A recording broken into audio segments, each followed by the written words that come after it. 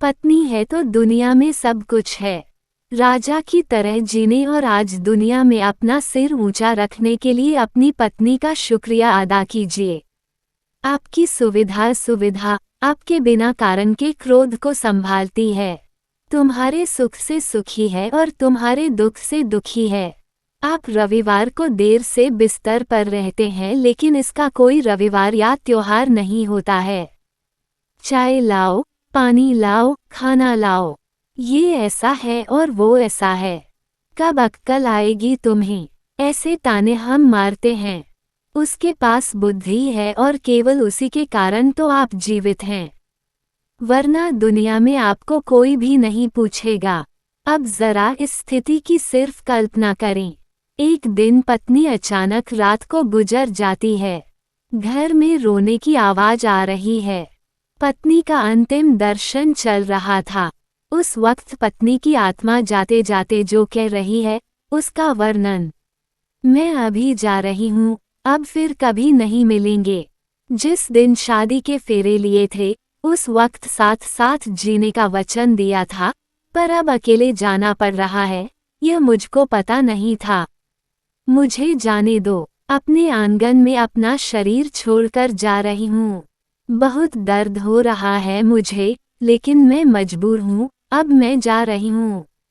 मेरा मन नहीं मान रहा, पर अब मैं कुछ नहीं कर सकती। मुझे जाने दो। बेटा और बहू रो रहे हैं, देखो। मैं ऐसा नहीं देख सकती और उनको दिलासा भी नहीं दे सकती हूँ। पोता बा कर रहा है, उसे शांत करो, बिल्कुल ध्यान नहीं दे रहे हो। हाँ, और आप भी मन मजबूत रखना और बिल्कुल ढीले न होना। मुझे जाने दो। अभी बेटी ससुराल से आएगी और मेरा मृत शरीर देखकर बहुत रोएगी। उसे संभालना और शांत करना, और आप भी बिल्कुल नहीं रोना। मुझे जाने दो। जिसका जन्म हुआ है, उसकी मृत्यु निश्चित है। जो भी इस दुनिया में आया है, वह यहाँ से ऊपर गया है। धीरे धीरे मुझे भूल जाना, मुझे बहुत याद नहीं करना, और इस जीवन में फिर से काम में डूब जाना। अब मेरे बिना जीवन जीने की आदत जल्दी से डाल लेना। मुझे जाने दो। आपने इस जीवन में मेरा कहा कभी नहीं माना है। अब जिद छोड़कर व्यवहार में विनम्र रहना। आपको अकेला छोड़कर जाते हुए मुझे बहुत चिंता हो रही है, लेकिन मैं मजबूर हूँ। मुझे जाने दो। आपको बीपी और डायबिटीज है। गलती से भी मीठा नहीं खाना, अन्यथा परेशानी होगी। सुबह उठते ही दवा लेना न भूलना। चाय अगर आपको देर से मिलती है तो बहू पर गुस्सा न करना। अब मैं नहीं हूँ, ये समझकर जीना सीख लेना। मुझे जाने दो। बेटा और बहू कुछ बोले तो चुपचाप सब सुन लेना। कभी गुस्सा नहीं करना, हमेशा मुस्कुराते रहना, कभी उदास नहीं होना।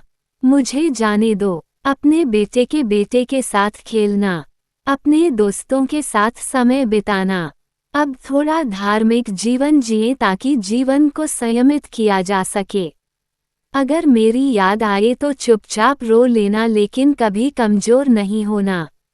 मुझे जाने दो। मेरा रूमाल कहाँ है, मेरी चाबी कहाँ है, अब ऐसे चिल्लाना नहीं।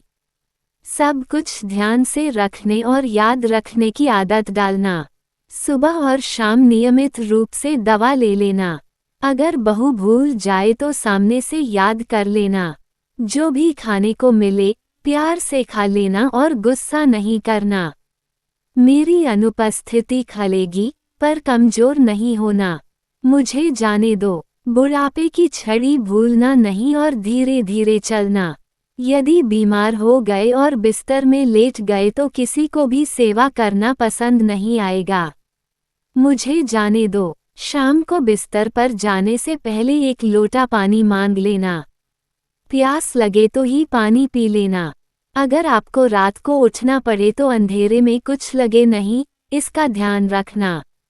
मुझे जाने दो। शादी के बाद हम बहुत प्यार से साथ रहे। परिवार में फूल जैसे बच्चे दिए। अब उस फूलों की सुगंध मुझे नहीं मिलेगी।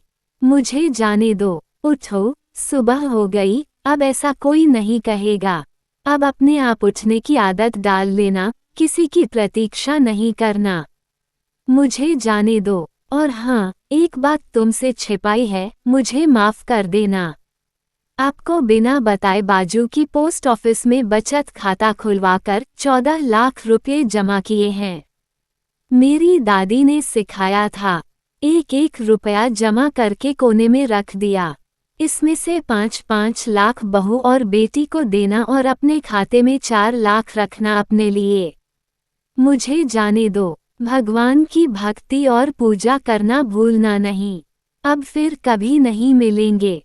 मुझसे कोई भी गलती हुई हो तो मुझे माफ कर देना। इस आत्मीय संदेश में पत्नी की भावनाएं और उसकी देखभाल की जिम्मेदारी को दर्शाया गया है, जो उसके जाने के बाद भी परिवार को संभालने का संदेश देती है।